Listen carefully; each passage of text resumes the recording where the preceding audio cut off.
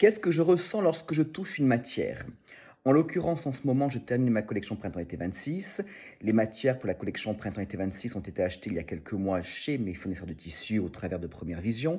Et lorsqu'on a, et c'est ce que je dis constamment aux étudiants que je rencontre, lorsqu'on a en soi ancré notre ADN de mode, lorsqu'on a notre ADN qui est vraiment présent, que l'on a exploré, créé et développé, lorsqu'on rentre dans un showroom de tissus, on voit les matières et on s'approche de certaines matières parce qu'elles nous intéressent par rapport à une couleur ou à quelque chose, un tissage ou un tricotage ou quelque chose d'autre. Et lorsqu'on touche la matière, on ressent que cette matière peut rentrer dans notre ADN créatif.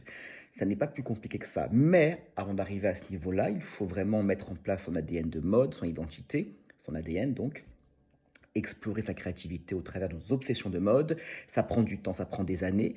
Et à partir de ce moment-là, on peut toujours dire c'est bon pour moi ou ce n'est pas bon pour moi. D'accord? Donc, pour les tissus, c'est pareil. Pour les couleurs, c'est pareil.